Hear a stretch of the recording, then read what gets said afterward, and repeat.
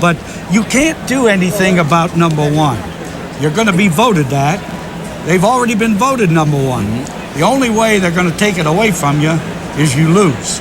And so from that standpoint, this game is an absolute must for Michigan. When you beat Woody back in '69, that was one of the greatest upsets in the history of this program. Going into that game, did you honestly believe you were going to win? Beyond a shadow of a doubt. You did. We beat Iowa 51-6 the week before. Our team had remembered and we had prepared for the Ohio State game. They came in unbeaten, untied. We had everything going for us, and we felt from the very beginning we matched up well and that we could win the game. When people think of this rivalry, they think of you and Woody. Was too much attention focused on the two of you and your relationship and not enough on the teams? Absolutely. I mean, we didn't play the game. We just coached it. But I guess we were both sort of controversial characters. Yes, you were. So they kind of fed off of that a little bit. But, it didn't detract or it didn't enhance the rivalry. It's just part of it. Was getting carried off the field in 1969 maybe the greatest memory you have when you were a coach here? I would say yes, because we did what most people thought was impossible to do.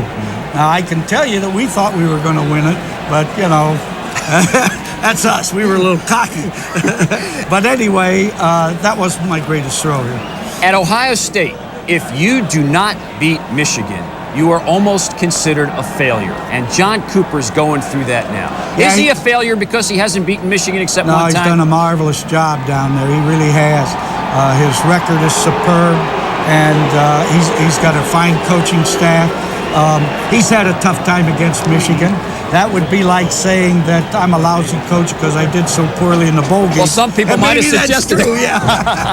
Don't answer that so quick, Shane. All right, the Buckeyes have two quarterbacks. They start Stanley Jackson. Let's talk about him first, kind of a scrambler and whatever, and the kind of quarterback you think he is. He even mentioned in there, if you heard him, the option.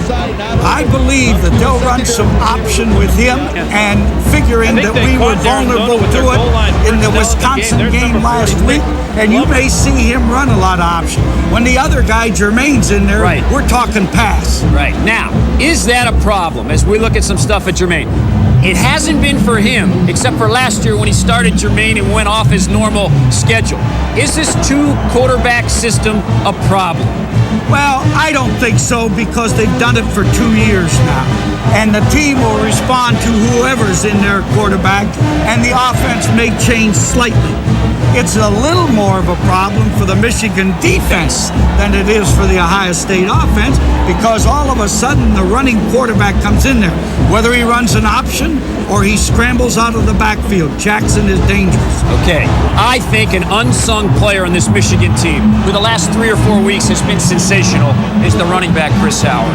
Has he not been kind of an unsung player for this Michigan team? Chris Howard is a very, very fine running back. He has to get 100 yards today, and he is the key, beyond a shadow of a doubt.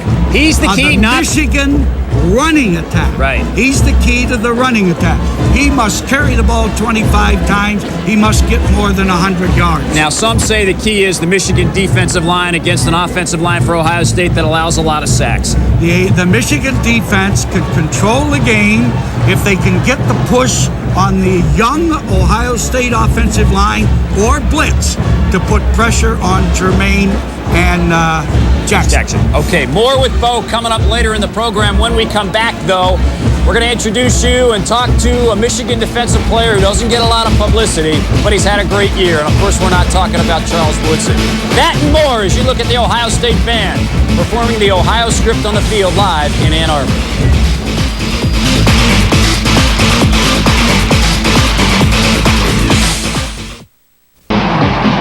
Welcome back. How about that view from above of an anxious and nearly packed Michigan Stadium? You know, the Michigan players know that should they lose today, they will still share the Big Ten title. But they don't want that to happen at all. They still could go to the Rose Bowl. But you know what? They certainly aren't thinking along those lines. Our goal was to win the Big Ten championship, not a share of the Big Ten championship. And seeing what happened and the reaction of those Ohio State players after last year is motivation for us, to go out and play our best game. The last two times these teams have met, Ohio State was ranked #2 in the nation, and Michigan pulled off the upset both times. This season, the roles are reversed. The Wolverines are ranked #1 or #2, depending upon your poll of choice, and Ohio State will try to ruin Michigan's season and at the same time enhance their own shot at a national title. The Michigan kids are well aware of the irony of this situation.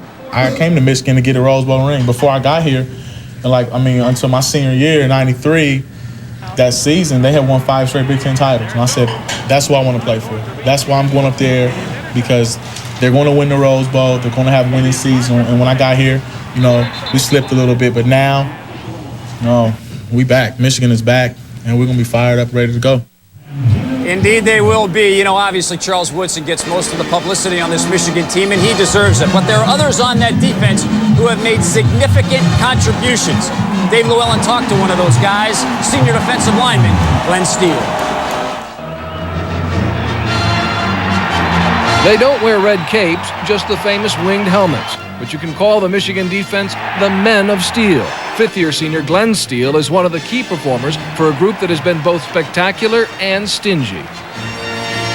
I couldn't ask to be in a better position than I'm in now. We're undefeated. I'm playing with a bunch of great guys, guys that worked hard and is deserving of what's winning the Big Ten outright if that's what happens.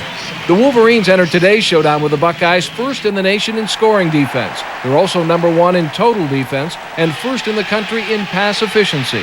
The Wolverines' record is perfect thus far, and the experience for Steele has matched that. This has probably been my best year, and that I've worked hard. I've worked hard out of season and in season. It's something that I felt good all year. I haven't had any problems, any injuries or anything that would stop me from that. I think the most important thing that Glenn Steele did was he conditioned extremely hard this last winter. He lost some weight, and then I think as he got into the season, because he was in great shape, he had more success. He could play longer. He played better, and I think what has happened is that he has played his best football here towards the end of the season. Carr credits Steele and the other seniors for leading this team to the top of the Big Ten standings and the #1 ranking in the Associated Press poll. It's something that we took on ourselves this year, that, we're the older guys of this group, and, the young guys are going to follow us. And then you have Marcus Ray and Sam Sword, and you got Chris Hought and Chris Floyd. Each one of those guys has stepped up and took a role of leading this team. And I think when you have that, the younger guys are going to follow behind. They're going to work their tails off. They know a lot about teamwork here at Rouge Steel. The steel is made here for the cars and trucks that drive the economy in southeastern Michigan and across the country. The molten iron is hot. It's being poured 2,500 degrees. And the Michigan defense has been virtually as strong as the finished product that comes out of this plant. And Glenn Steele has been leading the charge. In Dearborn, I'm Dave Llewellyn for the Big Ten Ticket. All right, he certainly needs to come up big today against these Buckeyes. We're not through yet. The Toughy Tough Guy and final thoughts from Bo coming up live from Michigan Stadium.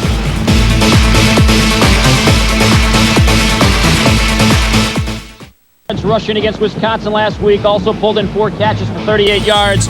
Many of them clutch third down grabs, and for his play, Chris Howard is the Toughy Tough Guy of the week. To catch a little bit of the flavor of this game from above, let's go up to Captain Dennis Newbacher, who's got a great seat. Dennis? Boy, Don, we could watch the whole game from 500 feet above the stadium, and we'd have an absolute ball. And in fact, where we are right now, just south of the stadium, where you look at the crowd now, the crowd just really continues to flow in. We can actually smell the sausages from the tailgate parties being cooked, and it's making us quite hungry. But look at all the excitement and all the fun that we're seeing from above U of M Stadium for this big game as you see the Michigan team on the field.